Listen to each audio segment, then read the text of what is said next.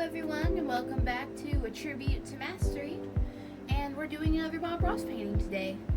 This is our canvas. We have already covered it in a coating of white paint so that we can work with wet blending. Alright, I'm gonna get the rest of our colors ready, and then I can show you and you'll know which colors to use. Today we'll be working with our base 6 colors: white, blue, yellow, red, brown, and green. We only need these ones, and we don't need too much of any of them. So, I think we're about ready to get started. Our very first step after prepping our canvas is we're going to get some blue, and we're going to mix it with some brown, create this grayish color. I would like to, just to make it more gray instead of just, alright.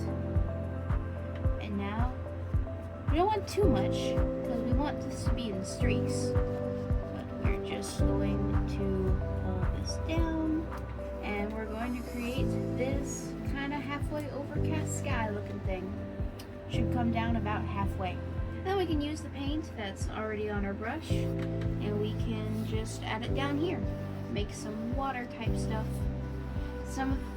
Guarantee a decent amount of this will get covered up, but that's okay. At least we've got the basis. God created the sky and the ocean before he created the land, so that's kind of what we're doing here too. And then once we're done here, we're just gonna make sure that we have some water or paint thinner handy, and we're just going to clean out our brush with it. Nothing too fancy, just water. At least that's what I have. After you finish getting your paintbrush all nice and wet, you're going to want somewhere where you can shake all the water off or just straight up clean it out. And then we're kind of just going to go in here and halfway blend all this together. Don't want it to blend too much, but it's make it a little less obvious where the paint stops and the rest of it starts. Makes it look a little bit more realistic. It's actually quite nice once you get the hang of it. You can do the same thing down here. It's already looking pretty nice, I would say. And now we're gonna go in with our white, and we're just gonna start, well, we gotta really load it into our brush, and then we're just gonna start putting in some clouds here. A couple rows of them, why not? Make them as big and fluffy as you want. Maybe make them super thin. But I'm going with this kind of streaky-like pattern. That's fun. You want to really push the brush into the canvas, spread it out as much as possible. And we'll go in here and do it here too. Why not? And then what we can do is we can go in with our sponge brush, and we can diffuse the edges of these clouds here so that there's a distinct bottom and top of them.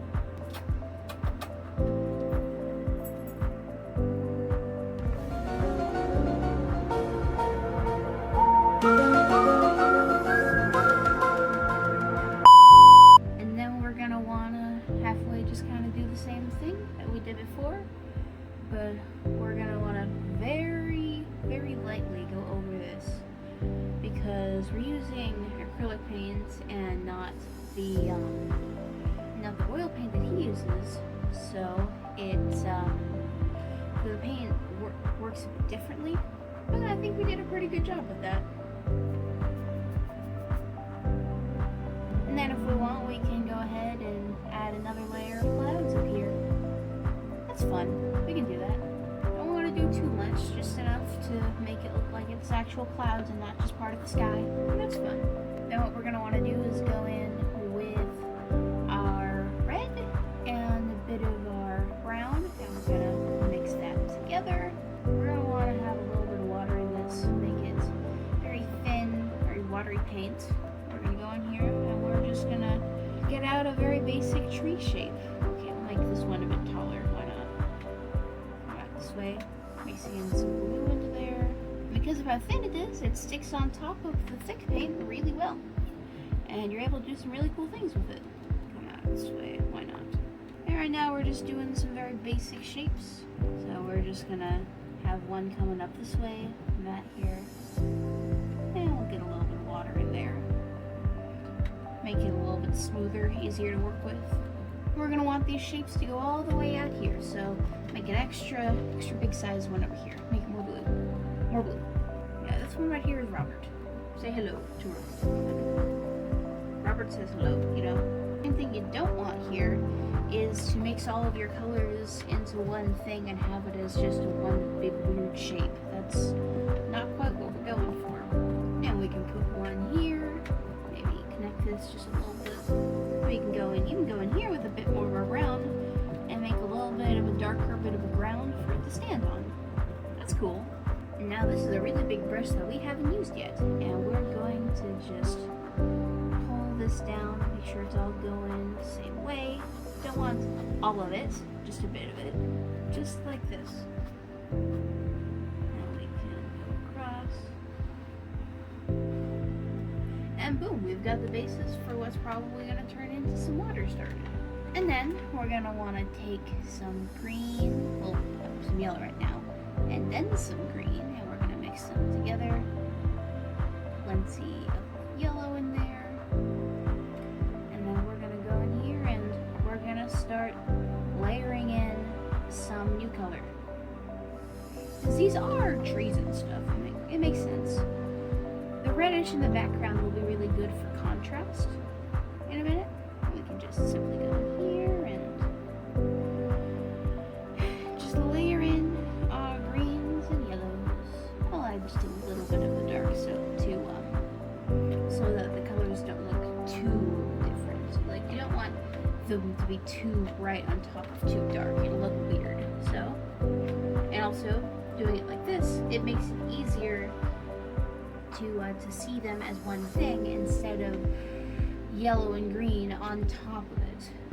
No, we want it to all look like it's one tree. You know what I mean?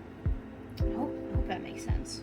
And I'm not saying get what I mean because I don't think you're intelligent. I say that because I don't know if I'm coherent sometimes. We can do the same thing to these little guys over here.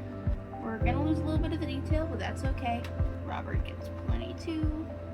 Robert's a cool guy.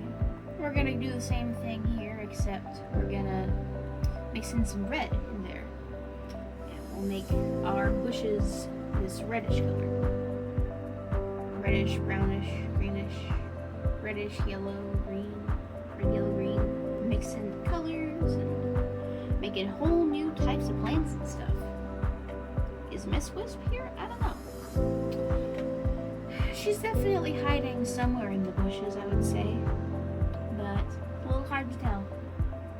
I want to put some extra yellow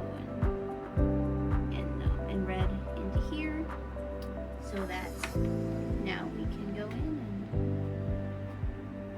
pull this down too. We want to be firm with this. Show it who's boss. Make sure it's all going the same direction.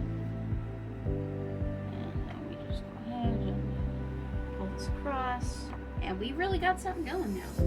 Now we can go in here with the dark color we've been using, and maybe we'll throw in some land on top here.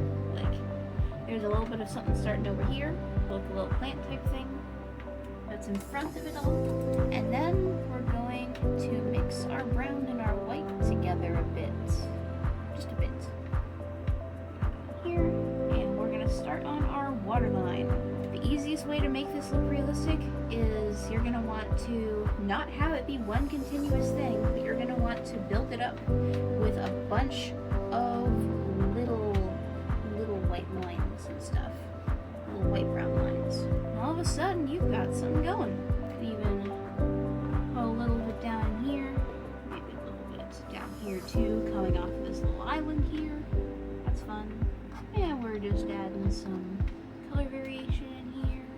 And now we're gonna go in with our paint thinner and a bit of our brown, mix it on our palette here. And we're just gonna go in here and we're gonna pull in some branches. That's fun. You have as many as you want. Let's have these be very fancy loopy trees. There will be no straight lines. They're all curvy. Okay, a bit more in there. And a little bit here too. Why not? And now once we've done that, we can go in here and start adding a bit more to this. Okay. Making it a sort of landmass. Have it go out this way. More round. We're able to halfway mix the colors and stuff. That looks pretty cool. And then once we've done that, we can go ahead and we can add some water reflections in here too. And of course, we're gonna just smooth it out a bit. And we can go in here and water lines. Then we can go in with that yellow, green, and red, and we can just do that same thing over here. Add some more color to this little landmass of ours. Ends up looking pretty freaking cool, if I do say so myself. More yellow. Needs more yellow. Well, you can even go in and cut through the paint and add some stuff growing in here. Maybe some branches for this little bushy landmass. Maybe dead sticks, who knows? We're gonna go in with plenty of our color. Plenty of it. And we'll start about here. Make our way down in here. Leaving a little bit of a guideline for us. Bringing in the landmass right in here.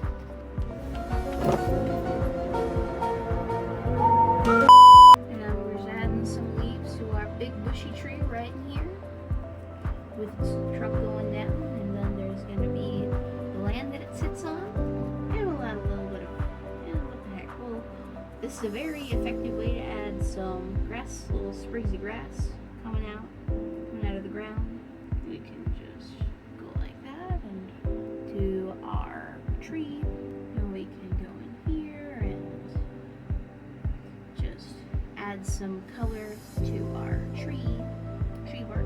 And I'm just adding a little bit of an offshoot of the tree. Add some around to that. We're adding some branches. And maybe for our last little bit, we'll go in about here or so, and we're gonna get some brown here on our brush with our fan brush that we have, and we're just gonna go in here and make a little tiny tree coming out of the ground.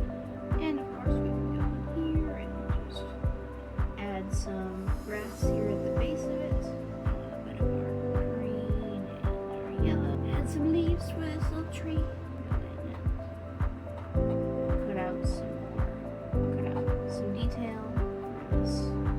Tree. And now I think we're about done, so I'm gonna go ahead and find somewhere to sign the painting.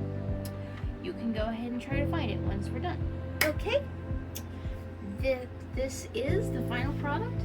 I think we did a really good job with this tree right here, and also the stuff with the grass. I think that's one of the most effective parts of the painting. But anyway, you can let me know in the comments how you think I did, or how you think I can improve, or new stuff you want me to try, maybe new people I can try to recreate their paintings or pieces of art from, anything like that. I am open to suggestions, or at least I will consider them, assuming I get some. It'll be fun. But anyway, I hope I can see you all hopefully tomorrow, assuming I make another video tomorrow, which is the plan. But you know, stuff happens. But I'm probably going to end up making another video tomorrow. So I will see you all then. Alright, this is the Painter signing off. So long. Farewell.